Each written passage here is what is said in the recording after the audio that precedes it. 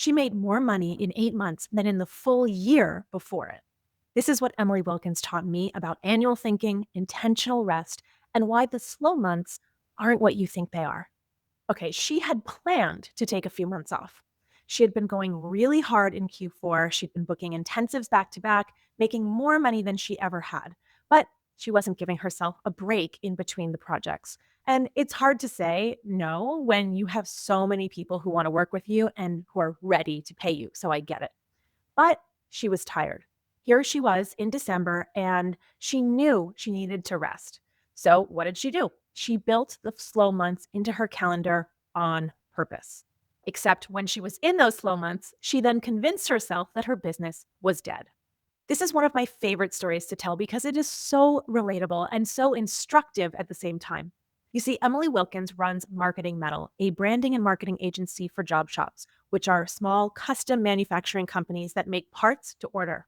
She is one of my star students, one of the coaches inside our programs, and she's been running her business on the No BS model for over 4 years. So she is extremely good at it, and she has been incredibly successful at it. She knows the model, she teaches the model, and even she spiraled when things just seemed like they weren't going well, even if it was planned.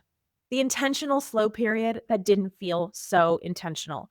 Look, this was a little predictable. And I say that not to make fun of Emily, but because she actually did the exact same thing the previous year as well. And I've done my own version of this many times. And I've watched almost every entrepreneur I know do the exact same thing too. What is it? It's chasing after freedom, getting it, and then immediately freaking out. Look, we're not wired for stillness. We're wired for motion. And when things get quiet, even when we made them quiet on purpose, our brains can immediately start to generate these worst case scenarios. You know, nobody wants to work with me anymore. Oh, the market has shifted. I missed my window. Oh, the whole thing is over. I'll never get a great client again. Emily was spiraling. Her husband, who was her CFO and a very steadying presence in her life, he started to get anxious too, and that just compounded her anxiety. And for a few months, she was in a genuine funk. She was questioning everything.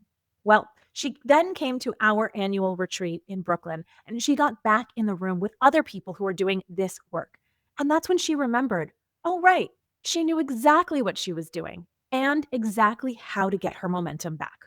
And by the following December of that year, she made more money in the 8 months after the retreat she actually was working with clients than she had made the entire previous year. Let that land for a second. She worked for 8 months instead of 12, and she made more money. And she spent 4 of those months convinced her business was dying instead of just enjoying the space. This is what annual thinking actually means, and it's one of the core principles of the No BS model. It's also one of the hardest mindset shifts for people to make because it runs completely counter to how most of us were trained to think about money. If you came from having any sort of job, then you're used to getting paid in monthly increments. You've got this specific number that's going to hit your bank account every 2 weeks or every 4 weeks, and that number is predictable. And man, does that predictability feel like safety. But when you run your own business, especially a solo intensives-based business, your income is just not going to look like that. You might have a $40,000 month and then a $0 month. You might take 4 months off and then do 6 figures in the following 3 months. And I get it, the monthly view of that can be terrifying, but the annual view of it is perfectly fine.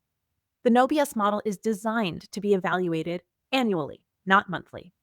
We set an annual revenue goal, we design our offers and our pricing to support that goal, and then we trust that the work that we put in is going to compound over time into that number. Emily proved that this actually works. You can take real time off. You can have slow months on purpose. You can rest. And if you have the right model and you get back to work, the numbers work for you. The problem is that almost nobody can hold that annual frame in their head when they're in the middle of a slow month. Usually anxiety takes over and that scarcity thinking kicks in. And instead of trusting the model, people either panic and take on some bad clients, or they spiral into a funk that makes it even harder to get going again. Emily spiraled, but she came back anyway. and she made more money in fewer months because of it. And she was able to come back because she had a community that helped her. And listen, this is the part that I love most about this story. The fact that the exact same thing had happened 2 years in a row. Emily worked hard, booked a bunch of intensives, got tired, decided to take some time off, and then she started to spiral again. But the second time around, it was different.